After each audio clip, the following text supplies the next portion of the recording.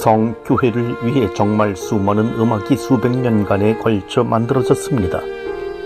지금 우리가 접할 수 있는 그레고리오 성가, 다성음악, 찬미가, 파이프 오르간을 위한 음악들이 바로 그것입니다.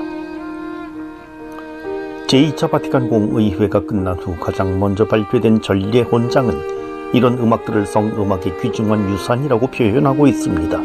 이런 작품들을 교회의 귀한 유산이라고 생각한 까닭은 이 작품들이 가지고 있는 음악사적으로 널리 인정된 예술적 가치와 함께 교회 전례 안에서의 실용적인 가치 때문입니다. 또한 제2차 바티칸 공의회는 역대 교황님들의 교서와 과거 공의회 문헌에 따라 성음악의 귀중한 유산을 보존하고 육성하기 위해 성가대를 만들고 발달시키는 일이야말로 가장 좋은 방법이라고 말하고 있습니다.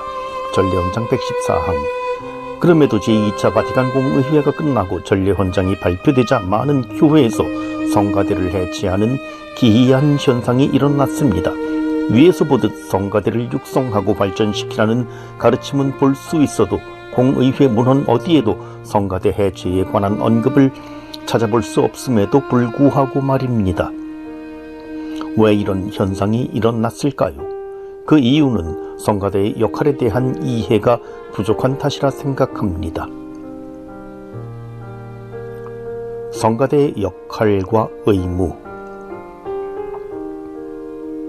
제2차 바티칸 공의회 이전에 성가대는 어떤 면에서 연주단체라고 생각할 수 있습니다. 1955년 교황 피우 10세에 의해 입당 때와 봉헌 때, 영성체 때와 퇴장 때에 신자들이 부르도록 권장된 찬미가들을 제외한 모든 성가를 성가대가 독차지하여 불렀습니다. 당시 성가대에서 부르던 성가들은 거의가 라틴어 가사로 된 노래였으며 예술성이 높은 음악이었기에 일반 신자들은 성가 찬송에 끼일 수가 없었습니다. 신자들에게 감동을 주기 위한 성가대의 노력은 상당했습니다. 각 교회는 앞다투어 좋은 음악가를 모시려고 또 훌륭한 곡들을 연주하기 위해 무진 애를 썼습니다. 따라서 성가대원들은 특별한 대우를 받을 수 있었고 거기에 상응하는 자존심 또한 상당하였습니다.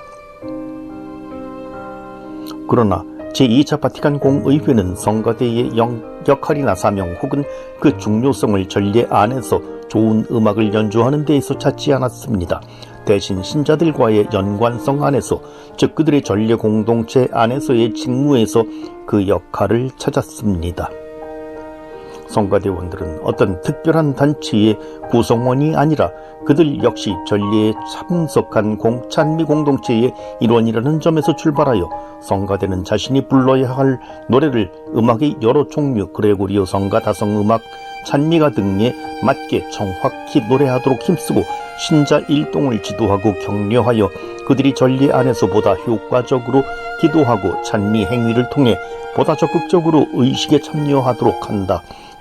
성음악 훈령 19항 꼭 명백하게 가르치고 있습니다.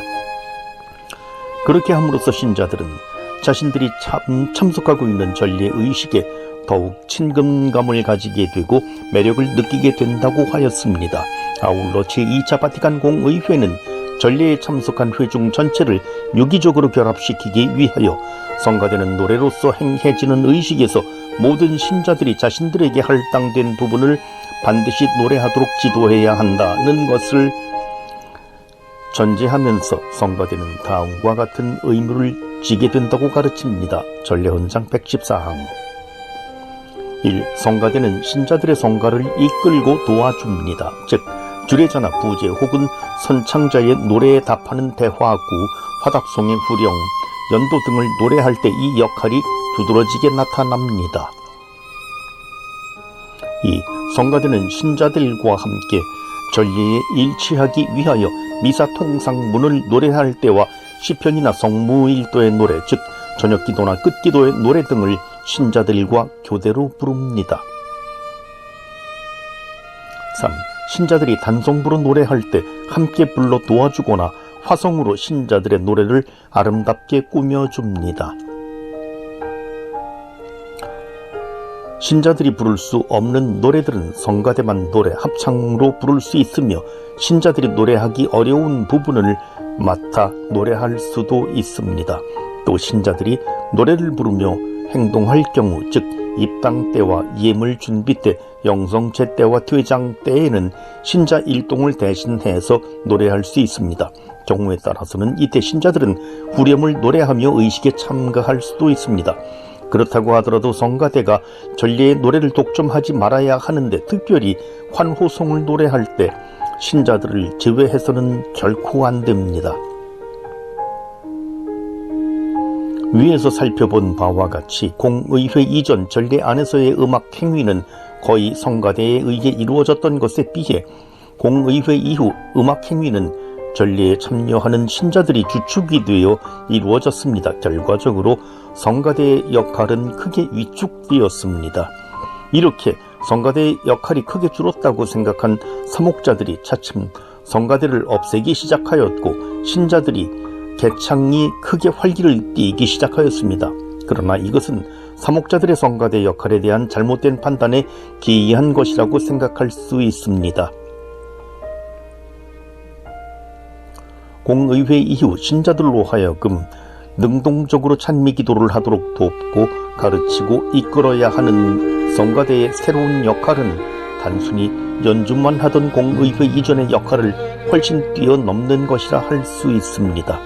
더 이상 좋은 음악을 연주하는 특별한 단체로서가 아니라 전례에 참석한 모든 신자들로 하여금 기도하게 만들고 기도를 도우는 일은 단순히 좋은 음악을 연주하는 것보다 훨씬 더 어려운 일입니다. 따라서 성가대의 역할은 공의회 이전보다 더욱 커졌고 중요하게 되었다고 교회는 말합니다. 성음악 훈령 제19항. 언급한 바와 같이 어떤 성가대든 전례 공동체의 특별한 단체가 아니라 찬미 공동체의 일부분인 것을 잊지 말아야 합니다. 이런 생각과 함께 성가대는 자신의 역할을 수행하는 데 있어서 그 능력에 따라 아주 다채로운 방법으로 노래할 수 있습니다. 즉 신자 일동과 소리를 맞추어서 함께 단성부로 노래하거나 화성음악, 더 나아가 다성음악의 형식으로 노래할 수 있습니다. 이토록 성가대의 사명이 중요하기에 각 교회는 성가대에 대해 특별한 관심을 가져야 한다고 전례헌장과 성음악 훈령은 말합니다. 특히 주교자 성당과 그 외 큰 성당과 신학교와 수도원의 성당에서는 최선을 다해서 합창대나 성가대를 유지하며 육성시켜야 하고, 작은 성당의 경우 규모는 작더라도 성가대를 운영하는 것이 매우 좋은 일이며, 훈령 제1항 19항 1항. 더 나아가 작은 성가대 운영도 어려운 곳에서는 적어도 착실히 교육을 받은 한두 명의 선창자라도 양성하여 신자들의 노래를 지도하고 지원해야 한다고 가르치고 있습니다. 훈령 21항. 대구 대교구 100주년을 경축한 우리 교구도 성가대 양성에 적극적으로 나서야겠습니다. 저는 우리 교구에 제대로 된 본당 성가대가 몇 개 되지 않는 것을 알 수 있습니다. 수세기를 내려오면서 교회의 제보로 불리는 귀중한 성음악의 유산을 우리가 지키고 발전시켜 나아갈 때, 이런 성음악의 유산을 통해 전통 가톨릭의 신앙을 제대로 이해하고 표현하도록 배울 수 있습니다. 아울러 전례에 참석한 우리 모두는 성가대의 도움을 받아 자신의 기도를 더욱 절실하게 표현할 수 있고 공동체의 일치를 이룰 수 있으며 더욱 성대한 전례 의식을 만들 수 있을 것입니다.